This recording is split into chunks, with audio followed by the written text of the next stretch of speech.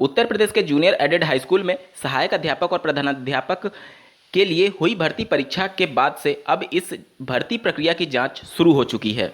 कब तक भर्ती प्रोसेस आगे बढ़ेगा, इसके बारे में विस्तार पूर्वक बात करेंगे। उत्तर प्रदेश के परिषदीय प्राथमिक विद्यालयों में 97,000 नई प्राथमिक स्तर की शिक्षक भर्ती के लिए अभ्यर्थी लगातार ट्विटर पर कैंपेन चला रहे हैं और अब अभ्यर्थी कानूनी और जमीनी स्तर पर भी इसके संबंध में संघर्ष कर रहे हैं। क्या है पूरा मामला, डिटेल में बात होगी। साथ ही साथ यूपी टेट 2021 के रिजल्ट में इनवैलिड सीरीज, इनवैलिड लैंग्वेज और इनवैलिड पार्ट 4 एरर को लेकर के अभ्यर्थियों ने एससीईआरटी पर इसके संबंध में ज्ञापन दिया है। साथ ही साथ बात करेंगे आरआरबी एनटीपीसी की मुख्य परीक्षा तिथि की घोषणा कर दी गई है और डीएलएड में बैक पेपर को क्लियर करने के लिए चौथी बार मौका के संदर्भ में अभ्यर्थियों ने एससीईआरटी कार्यालय पर गुहार लगाई है। इन सबके रिगार्डिंग डिटेल में चर्चा होगी, अंत तक बने रहिएगा। नमस्कार दोस्तों, मेरा नाम है नीरज और आप देख रहे हैं करियर बिट यूट्यूब चैनल। अगर आप इस चैनल पर पहली बार विजिट कर रहे हैं तो इसको सब्सक्राइब करते हुए बेल आइकन को प्रेस करना ना भूलें। सबसे पहले बात करेंगे जूनियर एडेड हाई स्कूल में हुई सहायक अध्यापक और प्रधानाध्यापक की भर्ती प्रक्रिया को लेकर के। आप स्क्रीन पर एक आर्टिकल देख पा रहे होंगे, एडेड जूनियर भर्ती 2021 के विवादों का होगा निपटारा। जल्दी से एक नज़र डाल लेते हैं। प्रदेश के अशासकीय सहायता प्राप्त जूनियर हाई स्कूलों में शिक्षक भर्ती की परीक्षा 2021 के परिणामों को लेकर के हुए विवाद का जल्द निपटारा होगा। तकरीबन 600 से 700 अभ्यर्थियों ने प्रत्यावेदन देकर के परीक्षा में कम अंक मिलने का आरोप लगाया था।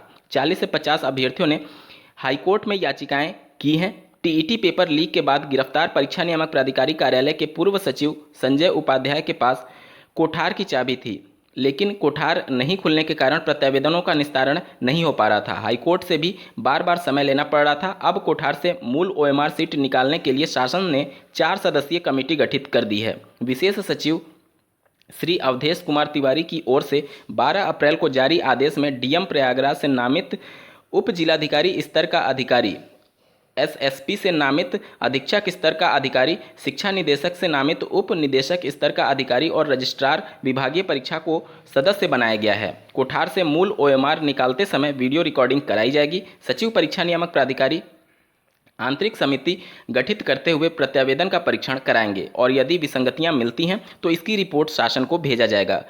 बहुत से अभ्यर्थियों ने जूनियर एडेड शिक्षक भर्ती में धांधली का भी आरोप लगाया था।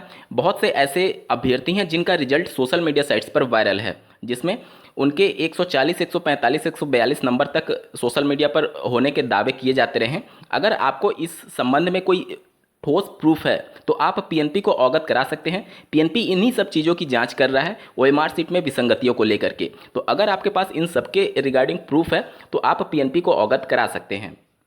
अब सबसे बड़ा सवाल ये आता है कि आखिर इस भर्ती प्रक्रिया की प्रोसेस आगे कब बढ़ेगी। आप स्क्रीन पर इसके संबंध में देख पा रहे होंगे, विवाद हल होने के बाद खुलेगी भर्ती की राह।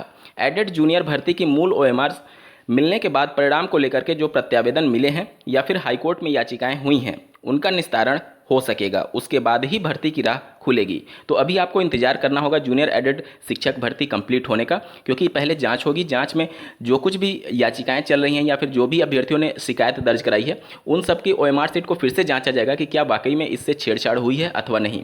और अगर इस प्रकार का कोई प्रमाण मिलता है तो शासन के पास पहले रिपोर्ट भेजा जाएगा। शासन जो अनुमति देगा उसके हिसाब से ही कार्रवाई आगे बढ़ेगी। उत्तर प्रदेश के परिषदीय प्राथमिक विद्यालयों में 97,000 पदों पर नई शिक्षक भर्ती मांग के साथ लगातार अभ्यर्थी ट्विटर कैंपेन चला रहे हैं। बावजूद इसके प्रदेश सरकार शिक्षक भर्ती को लेकर के कोई भी स्टेटमेंट जारी नहीं कर रही है। इन्हीं सबको देखते हुए अब जमीनी स्तर और कानूनी स्तर पर भी अभ्यर्थी संघर्ष कर रहे हैं। आप स्क्रीन पर एक आरटीआई की कॉपी देख पा रहे हैं, जो कि अभ्यर्थी सूचना के अधिकार के तहत कितने पद खाली हैं इसकी सूचना अभ्यर्थियों के द्वारा मांगा जा रहा है। आप स्क्रीन पर देख पा रहे होंगे, पहला पॉइंट ये पूछा गया है कि 31 मार्च 2022 तक प्राथमिक और उच्च प्राथमिक विद्यालयों में कुल कितने पद रिक्त हैं। दूसरा इनके द्वारा प्रश्न पूछा जा रहा है, भारत सरकार द्वारा एक शिक्षक की तनख्वाह में उत्तर प्रदेश सरकार को कितना अनुदान दिया जाता है। और तीसरा प्रश्न पूछा गया है, क्या केंद्र सरकार और राज्य सरकार भविष्य में अपने भारत के या उत्तर प्रदेश राज्य के प्राथमिक शिक्षा के लिए डिसइन्वेस्टमेंट पॉलिसी अर्थात निजीकरण का प्रस्ताव लाने पर विचार कर रही है अथवा नहीं।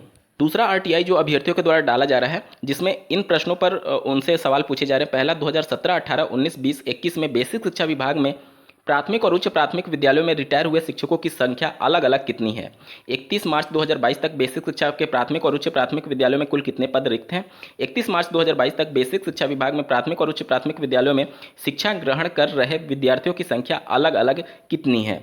प्रदेश में कुल कितने प्राथमिक और उच्च प्राथमिक विद्यालय हैं जहां केवल एक ही शिक्षक कार्य कर रहा है। प्रदेश में कुल ऐसे शिक्षक जिन्हें कार्य करते हुए 5 वर्ष या उससे अधिक हो गए हैं लेकिन उनकी पदोन्नति नहीं की गई है, पदोन्नति न होने का कारण स्पष्ट करें। अगला प्रश्न पूछा गया, प्रदेश में कुल कितने प्राथमिक एवं उच्च प्राथमिक विद्यालय जहां शिक्षक छात्र अनुपात ठीक नहीं है। अगला प्रश्न पूछा गया, प्रदेश में कुल ऐसे कितने प्राथमिक और उच्च प्राथमिक विद्यालय हैं जो बंद हो चुके हैं, कारण के साथ स्पष्ट करने के लिए बोला गया है। अगला प्रश्न पूछा गया है, प्रदेश में कुल ऐसे कितने प्राथमिक और उच्च प्राथमिक विद्यालय हैं जो सम्मिलन यानी कि मर्ज कर दिए गए हैं। अगला प्रश्न पूछा गया है, राज्य सरकार को शिक्षक की तनख्वाह के लिए कितना अनुदान केंद्र सरकार से मिलता है। और साथ ही साथ अंतिम प्रश्न पूछा गया है कि क्या सरकार निजीकरण विद्यालयों का करने जा रही है अथवा नहीं। तो ये सभी आरटीआई से सूचना अभ्यर्थी एकत्रित कर रहे हैं ताकि अगर जरूरत पड़ी तो कानूनी स्तर पर भी नई शिक्षक भर्ती के लिए अभ्यर्थी संघर्ष कर पाए। बढ़ते हैं अगली खबर की तरफ। यूपी टेट में invalid series, invalid part 4 error और इनवैलिड लैंग्वेज को लेकर के अभ्यर्थियों के द्वारा एससीईआरटी कार्यालय पर उपस्थित हुआ गया और वहां के जो महानिदेशक हैं उनको इसके संबंध में सूचित किया गया और फिर से ओएमआर सीट की जांच करने की मांग की गई।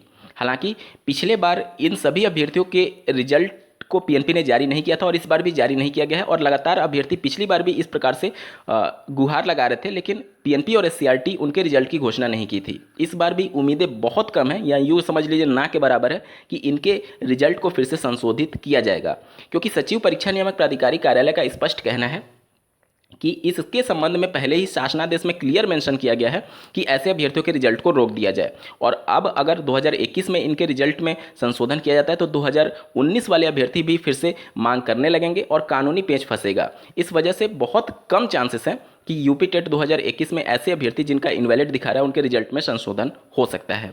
साथ ही डीएलएड के रिप्रेजेंटेटिव द्वारा जो डीएलएड की बैक परीक्षा का आयोजन किया जा रहा है, 25 अप्रैल से प्रारंभ हो रहे हैं, चारों सेमेस्टर की परीक्षाएं प्रारंभ हो रही हैं। उसमें ऐसे अभ्यर्थी जिनका 3 बार मैक्सिमम अटेम्प्ट समाप्त हो चुका है बैक पेपर क्लियर करने के संदर्भ में, उनको अंतिम एक चौथा मौका देने के लिए अभ्यर्थियों ने गुहार लगाई है। पिछली बार जो पीएनपी के द्वारा परीक्षा का आयोजन किया गया था उसमें ऐसे अभ्यर्थियों को एक अतिरिक्त मौका के संदर्भ में एससीईआरटी ने 300 से 400 अभ्यर्थियों की लिस्ट पीएनपी को भेजी थी और डायरेक्टली उनका एडमिट कार्ड जारी किया गया था। इसी के तर्ज पर फिर से एक बार अंतिम मौका देने के लिए अभ्यर्थियों ने गुहार लगाई है। हालांकि एससीईआरटी और पीएनपी का इसके संबंध में अभी स्पष्ट कुछ जानकारी नहीं दिया गया है। आपको इंतजार करना होगा कि परीक्षा से ठीक पहले आपका एडमिट कार्ड जारी हो जाता है अथवा नहीं, क्योंकि एससीईआरटी क्लियर शब्दों में कुछ भी अभी कंफर्म नहीं की है कि मौका मिलेगा अथवा नहीं। बात करेंगे आरआरबी एनटीपीसी की मुख्य परीक्षा दिनांक 9 और 10 मई को होने जा रही है। आज के वीडियो में बस इतना ही। ऐसे ही महत्वपूर्ण अपडेट के लिए चैनल को सब्सक्राइब करना ना भूलें। इस वीडियो को देखने के लिए आपका बहुत बहुत धन्यवाद। भगवान करे आपका दिन शुभ हो।